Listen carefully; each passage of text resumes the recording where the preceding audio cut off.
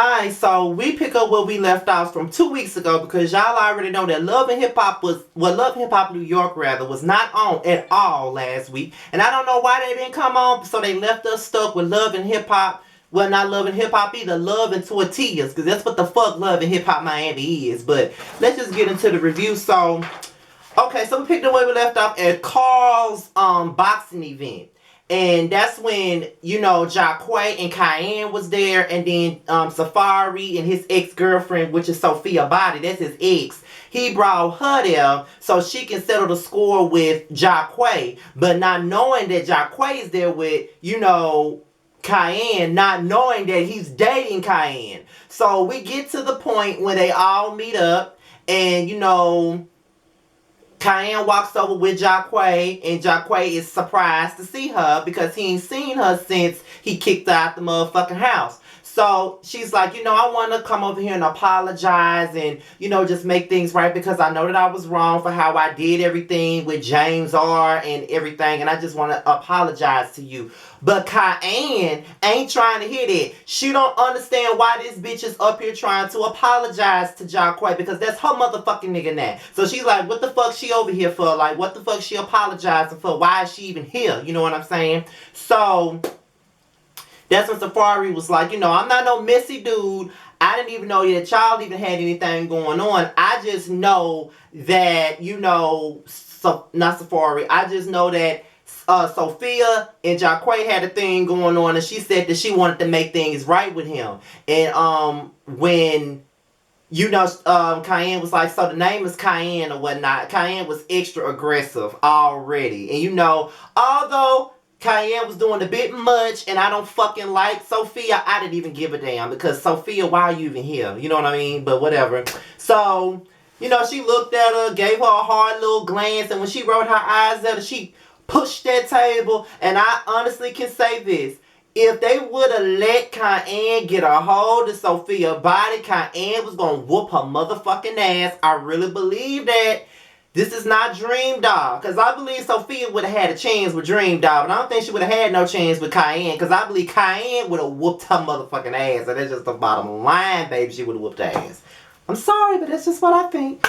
But later on down the line, we see Cayenne in the studio. And, like I said before when she first came on the screen, this bitch knows how to rap. I follow her ever since I've seen her on Love and Hip Hop. I followed her ass on Instagram. And I can honestly say that she got bars out this world. Like, just like Bianca got bars, Cayenne got bars. And she can really rap. And I hope somebody pick her up. While she's in the studio, Jacquay is there and Mariah Lynn is there. And they just catching up on everything, and they let it slip that they've been vibing and they dealing with each other. And that's when they find out that she done had beef with Sophia Body. Somebody else that Mariah Lynn also had a problem with. Somebody else that Mariah Lynn punched in the motherfucking eye. Even made a damn nursery rhyme about it. So, she talked about it, and she said, I really don't want to do that because I had to have reconstructive surgery on my jaw because I got jumped on and I almost died. I had, my jaw was fucked up for weeks. And she started crying and she started saying that she don't really want no problem with nobody. She just want to do her music. She just want to keep it moving. And that's probably, she said, so when she rolled her eyes at me, it was like, what the fuck this bitch rolling her eyes at me for? Like, I didn't understand what the issue was. You know what I'm saying? So it was kind of like, hold up, y'all. Oh, it's still going. Gotta get used to this camera. And it was like, you know what? I don't know what this bitch problem is, but I'm finna whack her ass. You know what I'm saying? But she said she don't want to be on that shit no more. So she just trying to move forward and do some better things. And she started crying, and Jacquay started hugging her, and Mariah Lynn started hugging her too. And you know what? As much as we like to watch Love and Hip Hop for the drama and the ratchetry, I do want it to be a little bit balanced, okay? I'm tired of all the love triangles and shit. You can give me the drama. You can give me the beefs. You can give me the comedy, but you can also give me real life stories instead of this processed bullshit that we have to be dealing with on every damn episode. And, in Love and Hip Hop New York has been terrible all season, but, and I had to stop reviewing it for like 2-3 weeks, okay?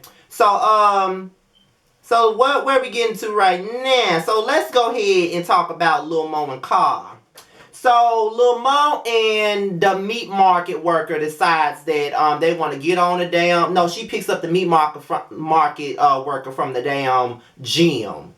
And she confronts him saying, well, you know, when I was at your boxing thing, Remy showed me a whole Instagram page which you wanted. And you told me you didn't even have no Instagram page. And then you blocked me when I tried to find you. So what's up with that? So here he go talking about, well, my PR told me that I needed an Instagram. And I was actually going to let you run my Instagram. But how the fuck you was going to let her run your Instagram and you blocked her? So you ain't even no good liar. Why you even sitting up here lying, bro? Like, first of all, your hair is a fool. Second of all, your lies is a fool. And then Lil Mo making this big ass fuss about how she gonna leave your ass because you keep lying when she know she ain't going nowhere. This baboon looking bitch ain't going no motherfucking where. So I don't know who the hell she trying to fool with this bullshit. But girl, you're not going nowhere, so stop fronting. Because you know you're not. You ain't going nowhere. Stop lying, stop fronting for everybody in a mama. Because you ain't going nowhere, bitch. You already know you not. Then she asked him, if you was gonna have me run your page, why the fuck am I blocked? And he gonna say, oh, I didn't even know I blocked you. Motherfucker, yes you did. You got to take your phone, you got to go to your Instagram, and you got to go into all these different things. What is it? Let's see. Yeah. You gotta go down to, I ain't got time for all that. Yeah, to block users. Well, you don't have to go there. It just shows you a list of all your block users or whatever. But I ain't gonna go through all that. But you gotta go through all these settings just to figure out how you block somebody. And type their name in to block them. So stop lying, bruh. And then later on, while she's having a conversation with Yandy, he pulls up with some flowers. Looking like a damn serial killer that, again, works at the deli at Piggly Wiggly. That's what the fuck he looked like. And, you know what I'm saying? He pops up with some fucking flowers and shit. And then it's kind of like, you know, why do you think that flowers and shit, flowers and candy is going to be the success story for all your issues with Lil Mo? You constantly keep doing fuck shit and you always think that you can get away with it. You cannot get away with constantly doing fuck shit to somebody. But yes, you can. When you're dealing with a bitch like Mo, you can forever get away with anything just due to the fact that she going to allow you to do it. Because she's sitting up here talking all this shit about how she going to let your ass have it and how you going to be let go and how she tired of your bullshit. But she ain't going to never let your ass go. I don't know who she thinks she fooling and why she trying to front, but she knows she not letting you go, so she can stop trying to fool folks and put the wool over everybody's eyes, cause bitch, you ain't going nowhere. So stop playing with me. Stop playing, bitch. Stop playing. So Jonathan, he meets up with his sister Jasmine because that's another reason why he moved to New York, because he feels disconnected from his family. And Jasmine is one of those people that he feels a close connection to. So he talks about his past as a kid when he realized that he was gay and how he used to get teased and bullied severely growing up.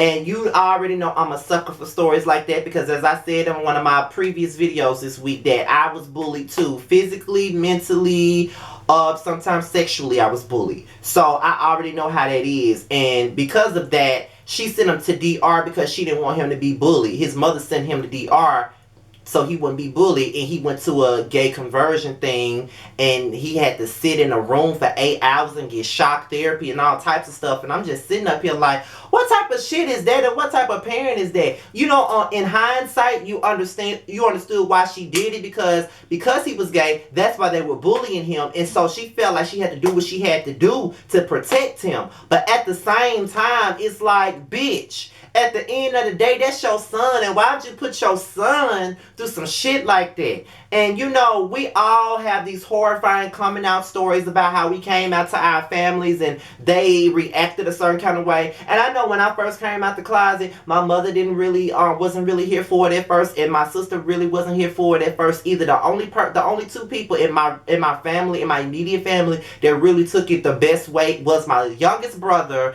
and my father. Those are the two people in my immediate family that took it the best. My youngest brother, who was 12 or 13 at the time when I came out to him, which he already knew that I was gay anyway. And then my father, who acted like he didn't know that I was gay, but I was. He already, he took it the correct way. But my mother, what did I do wrong as a parent? My sister, I don't want no gay brother. All that bullshit. So I understand how it is to have a horrifying coming out story. But You think you got it bad when people don't react the way you want them to? I wish my mother would have sent me to a motherfucking gay conversion thing. I would not speak to her ass, period, if she ever did me like that, period. Like, they got to be the most horrifying thing in the world. And that's why his relationship with his mama ain't hitting on shit just because of that. And he can't seem to let it go. And honestly, I can't blame him if he can't let it go. But that's a lot of shit. You know what I mean? That's too much shit to deal with, honestly.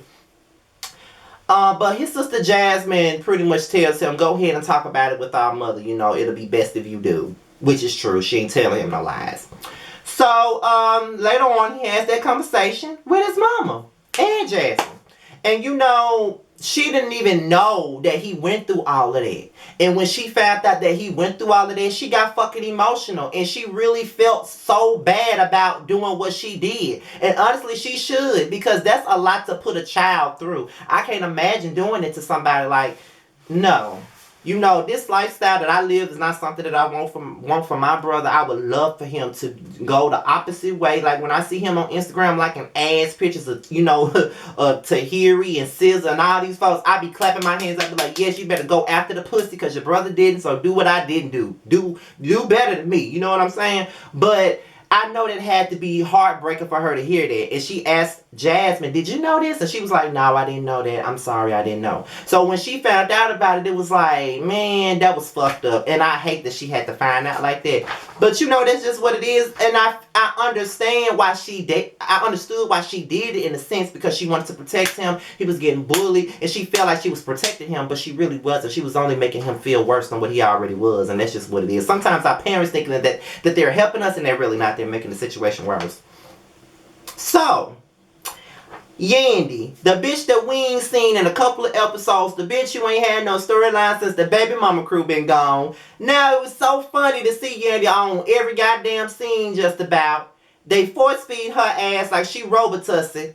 And she ain't got no storyline. So now she got to use Bianca and them and Remy Ma and Juju and them for a damn storyline. And Jonathan for a fucking storyline, because she ain't got shit else to do. But she said that she wants them to be a part. She wants Remy, Juju, and Jonathan to be a part of her trip to St. Martin because they got affected by the hurricane. And she said they want, you know, she want Jonathan to do the makeup. She want, you know, Juju and Remy to be involved in everything. But she also wants the younger girls to be involved. Like Bianca, Mariah, Bree, and Dream. She want all of them to be involved. And Remy was like, you know, I don't know now, you know. I don't have no time to be around a bunch of girls that like to hop over tables and throw shoes in the club and all of that. You know what I mean? But, you know, but I'm going to talk to Mariah and I'm going to talk to Bianca and I'm going to see what's popping, you know. So, you know, they want to bring them on the St. Martin trip. So, when I seen Mariah Lynn go meet up with Rich, I'm like, hold up. Wasn't you just at the motherfucking reunion last year this time? You know, trying to fight Rich, telling Cisco to slap the fuck out of him, and now you at a damn dinner with them? These girls on Love and Hip Hop be killing me. I swear to God, they be killing me. They don't know what side they want to be on. Trust me and believe. But, she meets up with him. And basically, she knows that he manages Bree. And basically, what she's saying is she apologized to him for everything that happened between them. And they knew each other for years. And they dated on and off for 3 years. And when he was in a relationship with Moniece, that really made her upset. And all of that stuff, she started wilding out. And that's why she went to Cisco. And then he did her dirty and all of that. So she apologized. He accepted. And he even asked for the pussy. And I'm sitting up here like, this motherfucker love him some pussy pie. He don't give a fuck what oven he get it from. He just know he got to have it. This sick, diabetes-filled motherfucker don't know when to sit the fuck down, honestly. So, Remy invites Mariah and Bianca to go shopping. And she asks Bianca, what you been doing lately? You know, I've been in the studio, you know what I'm saying? Mariah, oh, you know, I've been in the studio too, you know. And Remy know that they both are bullshitting her. Real talk. She wants them to have a sit down with Bree and Dream so they can bury the beef and all of that stuff. And she said, y'all just need to let that shit go. And as much as I love Remy Ma, y'all, I really do love Remy Ma. I really do. I really do, honestly. But what I need for her to do is to shut the hell up. Because you can't be preaching about, you know, empowerment and unity and letting shit go when you and Nicki Minaj constantly keep taking subliminal shots at each other on every fucking song y'all put out. I ain't trying to hit it. Unless y'all sit down and squash the beef, that's when you can sit up there and tell them what the fuck they need to do. Because you got your own beef going on. So how you gonna tell them how they need to squash some shit. You got to beef with Azalea Banks right now. But you want to tell them to squash some? Remy, girl, stop. But they agree to it. Then, Rich goes over to Bree's video shoot that she doing with Trina. And of course, we know now that Trina and Bree do work together. They was on the Breakfast Club together and all of that shit. So, they're doing the video and, they're like one of them damn iPhone 5 videos, cute, whatever.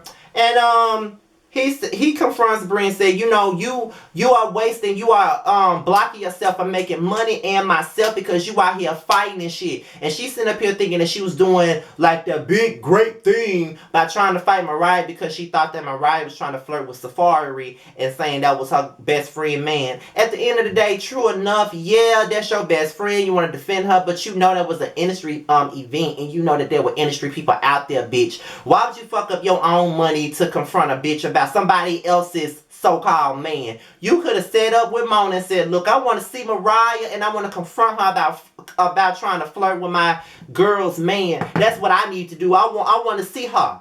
That's all you could have did. You didn't have to do that there. But of course you had to. You know what I mean? But whatever. So Rich speaking for diabetes, and I did not know that Mama Jewel had diabetes either, but I do notice that she's gotten a little bit skinnier since the last time we've seen her on a season of Love and Hip Hop. I actually noticed it when she first came on the screen earlier this season, and I saw Tyra on the screen. My damn heart smiled when I seen Tyra come across my screen, because I'm like, I hope she got some lines or something, because this shit has been boring as fuck without her, Amina, and Peter Guns. I swear this shit been lame as hell. Bring back Tyra, please. Can we please have Tyra back? I'll even take Amina's slow ass. Give us back the nasty, filthy, grimy ass love triangle that shits all over Stevie J, Jocelyn, and Mimi. This was the worst love triangle I've ever seen in my life, but I just enjoyed every second of they bullshit. But Yandy, Rich, and Self advised Bree to let the beef go, and she said that she done with it. She's willing to sit down and talk about it. Just sit down. That Yandy and Remy have put together for these girls. So, yeah. Mariah and Bianca arrive first. They take their shoes off, put them in a little bin, and then that's when Dream and Bree arrive. And they take their shoes off and they sit on one end of the table. So Remy was like, y'all need to let this shit go. Y'all need to get it together and make y'all money because it's affecting all y'all pockets. Y'all need to lay it down. And it's just crazy to me to hear these two out of all people try to give somebody counseling on how they need to handle a beef. Like I just said about Remy, you got a beef already with Nicki Minaj and y'all constantly taking subliminal shots at each other when y'all could be making a record together, but that's neither here nor there. And then you got Yandy. Then you just swing off at two baby mamas last season, but you want to give advice about some shit? Sit down. Sit down. Sit down. Sit down. I ain't trying to hear it, but whatever. But Bree, she never wants to take accountability for anything that she does. The bitch never wants to take accountability. All this stuff that has been going on between her and Bianca, she started it. On the first episode, she started it with Bianca, coming over there saying slick shit. You know what I mean? Thinking that she ain't gonna get her ass ramshacked. Then dreaming a confession talking about, because Mariah made this fight mine. Bitch, you made it your fight, bitch. You're the one who decided to get involved in the shit because your friend Bree had a beef with Bianca. So you decided to call Bianca, have a meeting with her, and then you said, nah, I got beef with Mariah. You got beef with Mariah because of who the fuck her friend is. You made this your fight. Nobody made it your fight. You made it your fight. And you wanted it to be your fight, bitch. So why you friend? Stop acting like you innocent. And that's why Self, dumbass, sitting up here believing everything you saying, because your stupid ass up here, I don't have nothing to do with nothing. Yes, you do. You have a lot to do with it, bitch. So sit down somewhere. But Bianca said the whole reason why this beef is even going on is because she said that she was going to pop me on site, and I saw her on site and I popped her ass. And then that's when Bree want to say, you a thought, you was in messages talking about me and all of this bullshit. And that's when Bianca ran around that damn table trying to get to her. I just wish they would let the two Smurfs with the blue hair fight. Let them fight. Because I'm tired of them. Every time we see these two on the screen together, this is what they do. Oh, you trying to be like me? Bitch, you trying to be like me. Bitch, you trying to be like me? No, bitch, you trying to be like me, bitch. That's all the fuck they do. Like, every time we see them, and I'm about sick of it. It's so stupid and childish. But that's my review on Love and Hip Hop New York, you guys. Follow me on Twitter at Mr. Still Standing, no G at the end. My Instagram is Scotty_by_nature. My Snapchat is Lil.Scotty26. If I haven't followed you back yet, please feel free to DM me, because I have a lot of people that's following me and I ain't following none of their asses back yet. My fault. My Facebook fan page is Team Scotty. And be on the lookout for my Love Hip Hop Miami video. And I'm out of here, you guys. Peace.